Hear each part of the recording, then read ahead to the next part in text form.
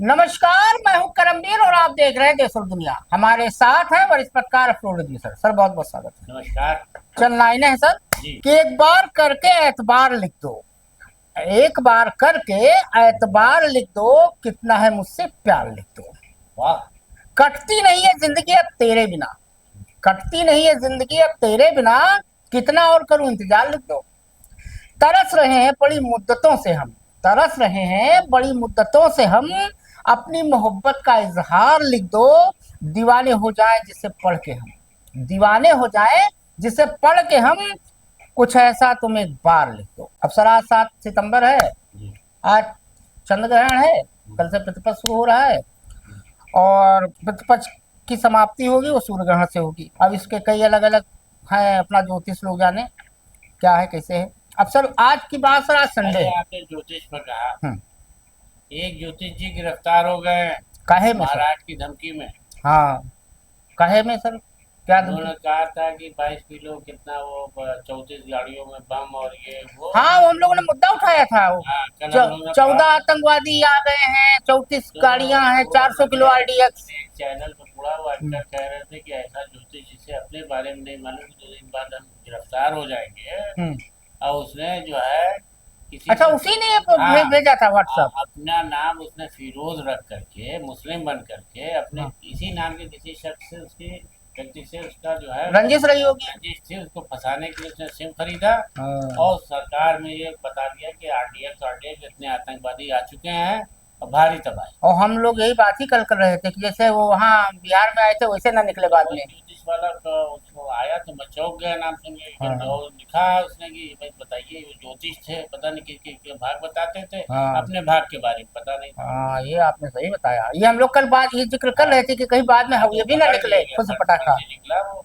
उन्होंने 34 गाड़ी बताया था, 14 बताया था आतंकवादी पाकिस्तान पचास से आए, किलो आरडे 400 किलो चार आरडीएक्स, सौ किलो सब चार का योग था। नहीं, नींद हराम कर दी थी उन्होंने। हाँ, पूरी पुलिस लग गई हाँ, थी महाराष्ट्र तो की। पुलिस ने तो पूरा जब पता किया तो उनका सिम कार्ड पता चला, कहाँ से खरीदा, क्या खरीदा। अब वो अपना कुंडली देखना भूल गए। उनका नाम अश्वनी या क्या ऐसे कुछ हाँ। था। अब सर आज संडे है, आज जिक्र शुरू करेंगे। आज पहले खबरें लेंगे लखनऊ की अपने। जी। नवाबों का शहर, जी। सुबह बनारस शामों अवध। तो सर आजकल एक वीडियो वायरल हो रहा है फेसबुक से लेकर इंस्टाग्राम में। राजधानी लखनऊ में एक छात्र को करीब 1 मिनट में 60 से 90 थप्पड़ मारने का, एक कार है उसमें एक लड़की है, वो पीछे बैठे एक लड़के को दे दनादन थप्पड़ मार रही है। उसका वीडियो बहुत वायरल हुआ। पता चला कि वो जो पीड़ित छात्र है वो BA LLB सेकंड ईयर का छात्र है, कानून का छात्र है। हम्म, ये 26 उनती को यूनिवर्सिटी आया था, 26 अगस्त को। हम्म, और अपने दोस्त सौम्य सिंह यादव के साथ जैसे ही कैंपस पहुंचा, आरोपियों ने साजिशन कार में बैठाकर उसे 45 मिनट तक गालियां दी और डराया धमकाया। इस बीच जाह्नवी मिश्रा हम्म, और आयुष यादव ने मिलकर उसे 60 से ज्यादा थप्पड़ मारे। उसी का वीडियो वायरल हो रहा है, दे दनादन मारा है। अब FIR हो गई है, 5 लोगों के खिलाफ मुकदमा दर्ज किया गया है और चिन्हाट पुलिस जो है आरोपियों की तलाश कर रही है। विवेक सिंह मिलाय बनर्जी ने पूरी घटना का वीडियो बनाया था और उसे कैंपस में वायरल किया था। अब इसमें जो जो लोग आरोपी हैं उनके खिलाफ पीड़ित छात्र के पिता मुकेश कुमार ने तहरीर दी। हम्म, उनमें जाह्नवी मिश्रा और उसके साथियों आयुष यादव, मिलाय बनर्जी, विवेक सिंह, आर्यमन शुक्ला के खिलाफ मुकदमा है। FIR है धारा 115(2), 191(2), 324(4), 351(3) और 352 के तहत। पुलिस का कहना है आरोपियों का मोबाइल स्विच ऑफ है। ये महिला सशक्तिकरण हो कौन सा रहा है सर? MIT कॉलेज ने खैर सबको फिलहाल यूनिवर्सिटी से गोवंटगान कर दिया है, क्या कहेंगे सर? अब देखिए इसमें जो मामला और ये है, बहुत हाईलाइट हो गया है मामला। हाँ, उसमें ये बात पुलिस ने नहीं बताई है कि जिस लड़की का जिक्र आपने किया है, जाह्नवी मिश्रा। हाँ, तो उसके साथ जिस लड़के को पीटा गया है, कौन यादव है, हम्म। क्या ऐसा हुआ था कि उसको ले जाके 45 मिनट तक गाली दी और फिर लगातार 60 थप्पड़ उसको हम्म। मारे। और उसके बाद तो कहना है कि हमारे बेटे की टांग में तकलीफ थी, वो बैसाखी के सहारे चल हम्म। रहा। ऐसे हालत में उसको इतनी बुरी तरह से पीटना और उसको मानसिक हाँ, प्रताड़ना उसका देना। मोबाइल भी शायद हाँ, छीन लिया था, चैट और और डिलीट फिर किया उसको था। मोबाइल उसका तोड़ के कूच के फेंक दिया, काफी हम्म। उसमें चीजें डिलीट किया। हम्म। वो हो सकता है वो बात सामने नहीं लाई गई है, हम्म। पुलिस ने भी नहीं बताया है, ना हम्म। कैंपस की किसी से बात सामने आई है कि जिस छात्र को पीटा गया उसने क्या बदतमीजी या क्या गलती की थी या क्या शरारत की थी कि जो उसको इस तरीके से पीटा गया। पहली बात ये। दूसरी बात है कि उन लोगों ने कानून हाथ में लिया कि उसको बहुत पीटा, वो कार में किडनैप करके ले गए और वहाँ उसको बहुत बुरी से मारा और धमकाया कि अगर तुमने कुछ कहा इससे बुरा यही अंजाम तुम्हारा फिर दूसरे दिन और कॉलेज कैंपस में वहाँ दिखना नहीं। कॉलेज कैंपस में दिखना, पढ़ाई छोड़ दो। तो इस तरीके की बातें। खैर उसमें वहाँ के जो संस्थान, शिक्षण संस्थान है, उसमें भी सख्त कदम उठाया है। सबको शंट कर दिया है, सबको निकाल दिया है और निलंबित कर दिया है और उसमें पुलिस के खिलाफ, इन लोगों के खिलाफ एक्शन के लिए कहा और आगे भी कोई एक्शन होगा तो ये खुद वहाँ के हाँ, फिलहाल सब फरार हैं। अब सर लखनऊ का एक दूसरा मामला हम 4 दिन से 5 दिन से खोज रहे हैं। 2 सितंबर का ये मामला है, आज 7 सितंबर है। एक हमारी गोदी मीडिया की बहुत बड़ी भक्त एंकर हैं अंजना ओम कश्यप, अक्सर भिड़ जाती हैं। बिल्कुल भाजपा प्रवक्ता फेल होता है उनके सामने जब भाजपा की वो शुरू करती हैं पक्ष लेना। अब अक्सर उनको विपक्षी दलों के जो प्रवक्ता होते हैं धोते भी हैं। अब उनके खिलाफ क्या हुआ, 14 अगस्त को उनका एक प्रोग्राम आता है ब्लैक एंड व्हाइट। पहले वो तिहाड़ी करता था, सुधीर चौधरी जो चला गया उसमें डीडी न्यूज में, वहां आजकल झूठ बोल रहा है। तो एक प्रोग्राम किया ब्लैक एंड व्हाइट का, ये हमें लग रहा है शब्द अभिशप्त हो गया है ब्लैक एंड व्हाइट। भारत विभाजन का मकसद पूरा क्यों नहीं हुआ, ये एक प्रोग्राम किया और उन्होंने इसमें 1947 के भारत विभाजन पर चर्चा करने वाले इस एपिसोड को में अनाप शनाप कहा कि इतने % खाली मुसलमान गए पाकिस्तान, बाकी नहीं गए, ये वो उल्टा सीधा, मतलब ज्यादा अब अनपढ़ तो नहीं कहेंगे क्योंकि हमारे प्रधानमंत्री जैसे हैं वैसे सब हैं। तो यथा राजा तथा प्रजा, तो जैसे राजा होगा वो भारतीय नरेशन ने लिखा है, अंधेर नगरी चौपट राजा, टके शेर खाजी, खाजा भाजी और टके शेर खाजा। तो अंजना कश्यप पढ़ी लिखी तो है लेकिन बुद्धि विवेक से जाहिल है। देखिए यहाँ पर ये है कि जैसे मोदी मीडिया का नाम दिया गया ना, तो अभी खबर भी यही छप रही है कि मोदी मीडिया के एंकर गिरफ्तार या उनके खिलाफ FIR। हाँ, ये हुआ है, सारे सोशल मीडिया चैनल पर चल रहा है, बाकी मेन मीडियम कहीं नहीं है। अब पूर्व जबरिया रिटायर्ड एक IPS है अपने अमिताभ ठाकुर, जहाँ तहाँ होता है उंगली किया करते हैं। तो FIR कराने गए तो FIR तो जाहिर बात है उनकी नहीं लिखी जाएगी। तो 156(3) से ACGM सेकंड के यहाँ से ये FIR लखनऊ से हुई है और धारा 196 197 के उल्लंघन का आरोप है और शिकायत दर्ज कराई गई है JM 3 के यहाँ से 2 तारीख को। क्या कहेंगे सर? देखिए ऐसे चैनल पर तो तमाम ऐसे चीजें दिखाई गई हैं। लॉर्ड माउंटबेटन पे उन्होंने अनाप शनाप बोल दिया, चर्चा में हिंदू मुसलमान धर्मों के खिलाफ, वो ये है वो है, झगड़ा कि माँ बहन की गाली। इंस्टाग्राम रील, मतलब बताइए इतने बड़े चैनल में हो, चैनल उसके प्रवक्ता को माँ की गाली। हाँ, कांग्रेस के सुरेंद्र राजपूत मारपीट दिखाते हैं, प्रेम शुक्ला दिखाते हैं। हाँ, गौरव भाटिया का एक बार हुआ था। हाँ, तो ये चीजें जो अब ये अंजना कश्यप जो है वो खुद जानते हैं कि हम क्या बोल रहे हैं, इससे क्या होगा। मकसद जो है वो ये है कि किसी तरह से हिंदू मुसलमान मतलब चापलूसी कर लो। आपके अंदर इतनी ऊर्जा कहाँ से आती है कि आप क्या चलिए कि जो जिस मकसद से, जिस उद्देश्य से किए गए। और इंस्टाग्राम रील्स को आप कह रहे हो आज तक है सबसे विश्वसनीय, सबसे तेज। लॉर्ड माउंटबेटन जिन्ना बुरे अंत पर चर्चा की, बताइए मुसलमानों का क्या है? मुसलमान हिंदू मुसलमान आपने कर दिया, अब आएंगी कम से कम। चलिए इसी बहाने इसके बंटवारा जो हुआ हिंदू मुसलमान से क्या मतलब उसका है? बंटवारा जिन लोगों ने किया भुगत रहे हैं जो जिसने किया। अब खैर आएंगी, चलिए इसी बहाने जनाब कश्यप को कुछ लोग सेल्फी वेल्फी खिंचा लेंगे। गोमती नगर थाने में मुकदमा दर्ज हुआ है। अब 30 सितंबर को लगा है अपना बयान दर्ज कराना है उनको, तो देखिए आती हैं कि नहीं आती हैं। 30 सितंबर को ठाकुर कराए। हाँ पहले। अब सर लखनऊ फिर आते हैं गुजरात से। आजकल गुजरात और लखनऊ यूपी का बड़ा नाता है क्योंकि वहाँ वाले यहाँ आ गए, यहाँ से सांसद हैं। अब ईडी ने सहारा इंडिया समूह के खिलाफ कोलकाता की कोर्ट में सप्लीमेंट्री चार्जशीट दाखिल की है। इसमें 1.74 लाख करोड़ के चिटफंड घोटाले का जिक्र है। अब दिवंगत जो सहारा के संस्थापक थे सुब्रत राय जी, आप तो सर सहारा में रहे हैं, उनकी पत्नी सपना राय, बेटे सुशांत राय को कंपनी में नहीं था, अखबार में, हाँ जर्नलिस्ट हूँ तो पत्रकार, हाँ, तो उनके बेटे सुशांत राय, चिटफंड कंपनी से मेरा, हाँ आपका उससे नहीं मतलब है। सुशांत राय को आरोपी बनाया गया और उनको भगोड़ा भी घोषित कर दिया गया है। अब अनिल बैला पर मिल अब्राहम और जितेंद्र प्रसाद वर्मा समेत समूह के कई वरिष्ठ अधिकारी भी आरोपियों में शामिल हैं। और सहारा के खिलाफ 500 से अधिक FIR दर्ज हैं। इनमें से करीब 300 में दर्ज आरोप PMLA के दायरे में आते हैं। अब चूंकि वो तो मर चुके हैं, नहीं तो जेले में होते, बाकी जिंदगी जेल में गुजरती उनकी। खैर बच गए, इससे चले गए ऊपर। क्या कहेंगे सर? देखिए, सहारा ग्रुप जब तक और 9 परिसरों में छापेमारी हुई है। सुब्रत राय जिंदा थे हम्म तो उन्होंने उनमें खूबी थी कि बड़े से बड़े आदमी को भी अपनी करिश्माई हम्म इससे हम्म शख्सियत से हम्म तो अपनी तरफ आकर्षित कर लेते। हम्म और उनमें ये कला थी कि कोई भी आदमी हो उनका दोस्त बन जाए।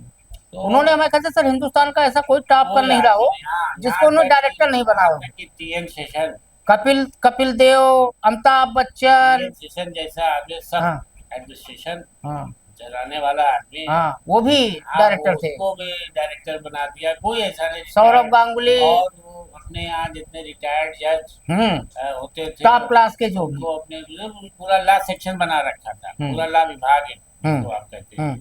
और उसमें कितने तो वर्किंग चले गए थे रिटायर इस्तीफा दे करके कि अच्छी तनख्वाह, अच्छा वो ऐशो आराम, बड़ी बड़ी। हाँ, MB वैली बॉम्बे में है। घर पर आपके गार्ड खड़े, वो अपने अफसरों के घर को आप क्या समझते हैं, कैबिनेट मिनिस्टर से ज्यादा उनके यहाँ उसकी हैसियत थी कि फ्री की बिजली, फ्री का वो गार्ड, ये वो। हमारी क्रिकेट टीम जर्सी पहनती थी सहारा का। तो ये सब चीजें जब तक हो रहे तब तक तो दबा रहा। अब जाहिर है कि पैसे का लेन देन है तो ED या SEBI जो करेगी तो उस हिसाब से इनको जवाब देना होगा। लेकिन फिलहाल कुछ लोग वहाँ और भी ऐसे हैं जिनके जरिए से बहुत सारी बातें पता चल सकती हैं। तो देखिए, अभी जिन लोगों को पकड़ा है ये तो वो लोग हैं जो कि मतलब जैसे होता है कि मतलब की पोजीशन पे थे ये। हाँ, ये तो वो वाले लोग हैं जिनसे कहा दस्तखत कर दो ये तो ठीक है, वो लोग फंस जाते हैं अमूमन। हाँ, सिग्नेचरी जो होते हैं। हाँ, लेकिन जो हिडन होते हैं वो हिडन ही रहते हैं। अब सर आज 2 दिन से गोदी मीडिया पे खबर चल रही है, मोदी जी ने कमाल कर दिया। एक ट्रम्प था, उन्हें एक ट्वीट किया, तब से बिल्कुल लग रहा है मोदी जी बैठे थे कि जैसे ट्रम्प था ट्वीट करे मैं तुरंत बोलूं अरे हाँ बहुत बढ़िया आदमी है। इन्होंने जवाब में ट्वीट किया। अब गोदी मीडिया 2 दिन से चिल्ला रहा है कि 50 चीजों पे ट्रम्प ने टैरिफ माफ कर दिया भारत के, लेकिन सही बात नहीं बता रहा है। मतलब एक पूरे बयान में से एक लाइन ले लिया, ऊपर नीचे छोड़ दिया। अब ओरिजिनल बात हम लोग बता रहे हैं, भैया आप सुन लो। अमेरिका के उद्योग मंत्री हैं हावर्ड लुटनिक। उन्होंने फ्राइडे को ब्लूमबर्ग टीवी से बात करते हुए साफ कहा है, सुन लो पूरा, गोदी मीडिया का तो आप पढ़ लिए होंगे। भारत पर 25% एक्स्ट्रा टैरिफ हटाने के लिए 3 शर्तें रखी गई हैं। 3 शर्तें हैं। जो गोदी मीडिया बता रहा है कि 50 चीज पे माफ कर दिया, कतई ऐसा नहीं है, कहीं नहीं है। उन्होंने कहा कि भारत को रूस से तेल खरीदना बंद करना पड़ेगा, उन्हें ब्रिक्स से अलग होना पड़ेगा और अमेरिका का सपोर्ट करना होगा। ये 3 शर्त हैं। अगर भारत ये 3 शर्त मानेगा तब उसका 50 चीजों पे टैरिफ फिलहाल माफ किया जाएगा। और हमारे यहाँ जो वो है विदेश मंत्री कह रहे हैं हाँ बातचीत जारी है, वो यही अकेला उनका रहता है एस जयशंकर। क्या कहेंगे सर? नहीं, देखिए, अमेरिका के भी लोग पहले धमकी भरी बातें करते हैं और बाद में ये कहते हैं कि नहीं हो सकता है कि ये बीच बातचीत के जरिए कोई रास्ता निकल आए। मैंने देखा कि तमाम खबरों में कि अमेरिका का जो भी बोलता बाद में यही कहता है कि नहीं भारत बहुत अच्छा हमारा दोस्त भी है और ये बात हम लोग आपस में वार्ता का मतलब हर आदमी रास्ता खुला हुआ है। हाँ, बातचीत चल रही है, काम चालू है। तो भारत भी उसी तरह से कह देता है कि हम भी प्रयासरत हैं। नहीं, हम कुछ ज्यादा हो जाते हैं बिल्कुल। हमने एक चीज देखा है, मोदी जी हर चीज को समझते हैं कि आप हंसी ठहाका कर लो किसी विदेश जाके किसी राजनेता के साथ, या इसे हाथ मिला लो या कंधे थपथपा दो, वही बहुत बढ़िया विदेशी नीति है। वो ये नहीं जानते हैं कि ये विदेश नीति नहीं है, फालतू की नीति है। अब सर एक बड़ा मार्मिक सोशल मीडिया पे वीडियो कहना चाहते हैं कि प्रधानमंत्री उनको कोई समझ नहीं विदेश समझ नीति। जाते हैं कि लोग हमसे मिलकर इतना खुश हो गए हैं, उनको खाली हमारे मुल्क के खिलाफ कुछ नहीं ना, उनको खाली अपने देश के मूर्खों को मूर्ख बनाए रखना है। वो विदेश नीति के बारे में, विदेश नीति का उनको डिप्लोमेसी का डी नहीं पता है, बहुत साफ मैं बता दूं। और ये उनके विभाग के लोगों ने मुझे बताया है, प्राइम मिनिस्टर ऑफिस के। अब सर एक बड़ा मार्मिक सोशल मीडिया पे वीडियो वायरल हो रहा है, वास्तव में बड़ा मार्मिक है। प्रधानमंत्री जी मणिपुर नहीं जाते हैं, प्रधानमंत्री जी पंजाब, उत्तराखंड, जम्मू कश्मीर में बाढ़ आपदा ये नहीं जाते हैं, ना बोलते हैं। उनकी माँ को गाली दिया गया जो कि फ्लॉप शो साबित हुआ। एक अनजान आदमी ने कहा इसको बचकानी हरकत। आज तवलीन सिंह ने बहुत अच्छा आर्टिकल लिखा है इंडियन एक्सप्रेस में, उसको पढ़ना चाहिए। चाइल्डिश लिखा है कि मोदी जी की सबसे बचकानी हरकत थी। तो सर पंजाब का ये बाढ़ग्रस्त इलाके का वीडियो है और एक मासूम बच्चा जिसे मालूम ही नहीं है कि उसकी माँ उसे छोड़कर दुनिया से जा चुकी है, पानी में खड़ा लाश को बस मासूम आवाज से पुकार दे रहा है। वीडियो देखकर आपका कलेजा फट जाएगा, इसीलिए हम वो वीडियो चला भी नहीं रहे। अब दावा ये किया जा रहा है कि पाकिस्तान का है, अरे कहीं का भी है दुनिया जहान का ना। माँ होती है, चाहे पाकिस्तान की हो चाहे हिंदुस्तान की हो। पाकिस्तान के इच्छा तो आप क्यों दिखा रहे हैं? ज्यादा चला ये सब है? आपको दर्द है ना? अडवाणी जी भी तो पाकिस्तान पैदा हुए थे, डॉक्टर मनमोहन सिंह पाकिस्तान पैदा हुए थे। कभी पाकिस्तान आज के अब ट्रम्प की तरह थोड़ा ना 200 साल पहले 400 साल 1000 साल से चल रहा है पाकिस्तान का युद्ध। देखिए पंजाब में बाढ़ की इस वक्त इतनी खतरनाक विभीषिका है, ऐसी है कि आप देखें सीन तो आप डर जाएंगे। अब मोदी जी को अपनी माँ का अपमान याद है, लेकिन वो माँ भले वो पाकिस्तान की हो या हिंदुस्तान की हो, कहीं की हो, अगर ठीक है वीडियो फेक मान लेते हैं एक सेकंड के लिए, तो आपको पंजाब का तो हाल लेना चाहिए कि अरे हमारे पंजाब का तो मामला नहीं है ये। वो बच्चा जो हाँ चिल्ला जान नहीं पा रहा है, माँ को उठा रहा, उसको नहीं पता चला कि चली गई। हाँ कि अब दुनिया में है ही नहीं, रुखसत है। बहुत ही दर्दनाक, बहुत वास्तव में बहुत दर्दनाक वीडियो है। अब सर एक कानपुर चलते हैं, लखनऊ से थोड़ा आगे बढ़ते हैं 80 किलोमीटर। सचंडी हाँ। तो आजकल ये पता नहीं क्या है, देख तेरे संसार की हालत क्या हो गई भगवान, कितना बदल गया इंसान अमृतकाल में। तो भैया हुआ क्या कि भांजे से अवैध संबंधों के चलते महिला ने पति की निर्मम हत्या कर दी। महिला ने अपने प्रेमी भांजे के साथ मिलकर पति की साबड़ से सिर कूचकर मार डाला। इतना ही नहीं, हत्याकांड के बाद घर के पीछे बगीचे में उसका शव भी दफना दिया और 12 किलो नमक डाल के। अब 10 महीने बाद बहन ने गुमशुदगी दर्ज कराई तो इस हत्याकांड का खुलासा हुआ है। सर क्या बताएंगे ये भांजे से? ये बहुत ही दुखद, बहुत ही दहला देने वाला मामला है कि सगा भांजा जो है वो अपनी मामी पर इस तरीके से आशिक हो गया और उससे संबंध हो गए और वो पता चला मामा का कत्ल। मामा गुजरात थे, मोदी जी क्या नौकरी कर रहे थे। यही है कि वो बेचारे गुजरात में काम करते थे और वो जब लौट के आए तो उनको भी पता चल गया था। तो बीवी मियाँ में झगड़ा होता था, क्योंकि छोटे उसका था, शराब वराब पी की झगड़ा करता था, तो बात बदल जाती थी। लेकिन जब उसकी बीवी ने देखा कि रोज रोज एक बवाल है यही है, तो उसने जो है भांजे के साथ मिल करके, यानी अपने आशिक के साथ मिल करके उसने पति को पहले नशीली गोली दी चाहे। ऐसे एक और मामला हुआ था, हम लोग पिछले दिन बात किए थे, उसको भी पहले जहर दिया गया एक बार तो नहीं मरा, फिर दोबारा दिया गया था, वो भी यही मामला था। पत्नी ने भी यही किया था कि एक बार तो पति बच गया था, क्या था पेट खराब हो गया, दोबारा फिर दिया, दोबारा दिया तो तगड़ा वाला दिया तो फाइनल हो गया, मरी गया था उसमें। ये आजकल नया मामला चला है। अब सोशल मीडिया का नुकसान जहाँ है सर, एक फायदा भी हुआ। पुलिस को कभी कभी सैल्यूट करना चाहिए, पुलिस कभी कभी बड़े अच्छे काम भी करती है। वैसे भी पुलिस पैदा होने से लेकर पोस्टमार्टम कराने तक काम पुलिस ही आती है। हमारे घर परिवार में कई लोग पुलिस में अधिकारी रहे, हमारे नाना जी खुद थे। तो सर अमरोहा के एक सिपाही हैं अश्विनी कुमार, उन्होंने बेहतरीन काम किया। देवरिया से अपनी माँ से बिछड़े 55 साल के एक सलीम भाई हैं, उनको मिलाया। कैसे मिलाया? उन्होंने उनका वीडियो बनाया, उदास से किनारे कहीं सड़क पे बैठे थे, अश्विनी कुमार भाई जा रहे थे, पहले वो थाने ले गए, उनको पानी वानी पिलाया, फिर उनका वीडियो बनाया और वीडियो वायरल किया और रील बना के डालते हैं। जैसे इस तरह के हरियाणा में भी हैं, वो भी बना के डालते हैं, हेलमेट वेलमेट के बारे में समझाते हैं, बहुत बढ़िया वैसा ही हैं ट्रैफिक में। तो 45 लाख फॉलोअर्स हैं इनके। तो इंस्टाग्राम पे डाला 23 अगस्त को मुख्य आरक्षी अश्विनी कुमार ड्यूटी करके घर लौट रहे थे, तब की बात है। तो ये सलीम भाई के कुछ मामू या खालू हैं, वो मुंबई रहते हैं, उन्होंने वो कहीं वीडियो देखा, तो उनके पिता का नाम जो है सलीम भाई के, उनका नाम सफीउद्दीन है। तो पता चला सलीम पिछले 10 वर्षों से लापता थे। उनके परिवार में उनकी 77 वर्षीय माँ और सलीम उनके इकलौते बेटे हैं। तो उन्होंने देखा, फिर उन्होंने पता किया और लाके फिर मुलाकात कराई। ये एक अच्छी खबर थी सर, ये बताने लायक थी। इंसानियत कि ऐश्वर्या जी जो थे वो ड्यूटी से घर लौट रहे हैं और सहाय आदमी मिला, और ड्यूटी से थका आदमी किसी की मदद के लिए बड़े मुश्किल से रुकता है। लेकिन क्योंकि देखिए इसको मानवता कहते हैं भाई, आदमी। और देखिए हर विभाग में हर जगह सब खराब नहीं हाँ, होते, अच्छे अच्छाई लोग। बुराई हर जगह है। तो उसने इनसे पूछ लिया कि आप चाहे बहुत ही दुखी मायूस दिख रहे हैं, तो उन्होंने अपना पूरा वाक्य बताया कि हम इस घर से बिछड़ गए हैं। खैर बहरहाल उसको ये शौक था वीडियो बनाने का ऐसे लोगों का, तो अश्विनी ने उसका फौरन वीडियो बनाया और जो सोशल मीडिया पर जैसे ही चला तो घर वालों को पहचान लिया। ऐसा कई काम वो पहले भी अश्विनी कुमार करता। हाँ, अब एक लास्ट की खबर है सर। 3-4 दिन से एक मामला चल रहा है। बरखा दत्त ने पूर्व सीजीआई डीवाई चंद्रचूड़ का एक इंटरव्यू लिया, जिसमें डीवाई चंद्रचूड़ ने कहा कि 7 बार वकील नहीं उनके हाजिर हुए, उमर खालिद के। उसके बाद नेक्स्ट इसमें घटनाक्रम हुआ, कपिल सिब्बल साहब जो उमर खालिद के वकील हैं, उन्होंने एक प्रेस कॉन्फ्रेंस की बाकायदा, उन्होंने कहा कि डीवाई चंद्रचूड़ झूठ बोल रहे हैं। सिर्फ 2 ऐसे मौके आए जब मैं नहीं पेश हुआ। एक बार धारा 370 की सुनवाई हो रही थी, मैं उसमें वकील था इसलिए नहीं हाजिर हुआ था। एक बार मैं बीमार था।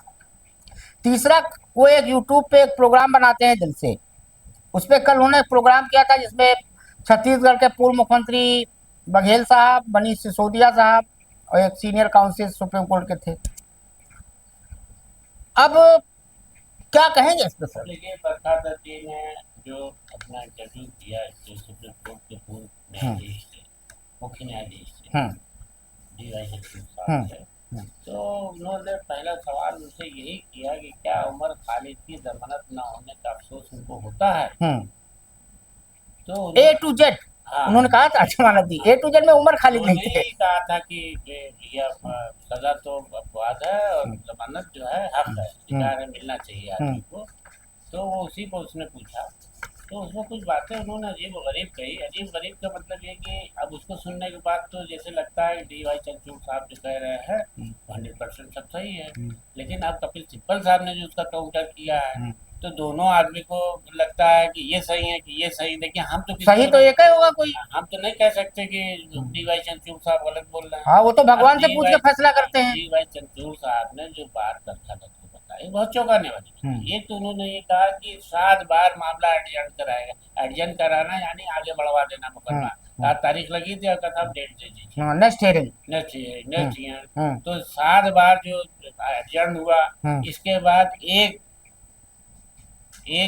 मीडिया उसने जो है उसने इनके बाप का इंटरव्यू चलाना शुरू कर दिया। अब उस इंटरव्यू में उमर खालिद के बाप एक बार गिरफ्तार हुए थे, तो सिमी के नाम से पकड़े गए थे, तो सिमी को आतंकवादी घोषित कर दिया गया संगठन को। वो यूपीए सरकार के टाइम की बात है। तो उससे जुड़ा ये मामला दिखला करके कि उमर खालिद के बाप सिमी के सदस्य रहे हैं और सिमी जो है आतंकवादी संगठन, इसलिए उमर खालिद भी रहेंगे। इसलिए मामला सब जो है, मतलब बाप ने जो किया लड़का भी भोगेगा। चंद्रचूड़ साहब ने इशारा किया कि अब जो नई जमानत हो रही है, तो कहीं न कहीं ऐसा लगता था कि जो इंटरव्यू दिखाया जाने लगा उसकी वजह से वो अमिताभ बच्चन की पिक्चर आई थी, उसमें हाथ में लिखा है मेरा बाप चोर है। वो कौन शेरवानी है? सलीम शेरवानी? नहीं, जो चैनल चलाती है महिला, उसी चैनल का नाम उन्होंने लिया। अच्छा, दवायर वाली।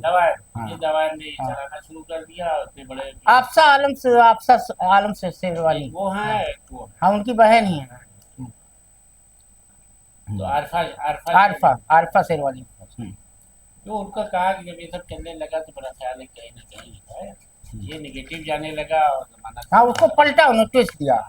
लेकिन बहरहाल जिस तरह सिब्बल साहब कह रहे हैं, उन्होंने जबरदस्त प्रेस कॉन्फ्रेंस की, तो वो ये कह रहे हैं कि हमारे खिलाफ झूठ बातें कही जा रही। हाँ, 2 ही बार ऐसा हुआ है खाली, और जमानत होना चाहिए थी। हाँ, अब बहरहाल अब देखिए आगे क्या होता है, देखते हैं। अब चलते चलते 2 जानकारी देते हैं भैया। आज मोदी जी एक मीटिंग किए थे भैया, उपराष्ट्रपति चुनाव से पहले। वो आज देना था डिनर भाजपा अध्यक्ष जेपी नड्डा को, कल था मोदी जी का, लेकिन पता नहीं कहा टाल दिया। हमें लग रहा है कुछ मामला अलग चल रहा है, लेकिन गोदी मीडिया बता रहा है पंजाब में बाढ़ को देख के मोदी जी द्रवित हो गए, इसलिए डिनर कैंसिल कर दिया। खैर, आज कार्यशाला हुई सुबेरे, मोदी जी सब सांसदों बैठाए थे। अब एक गोदी मीडिया सवेरे चल रहा है, मोदी जी सबसे पाछे बैठे।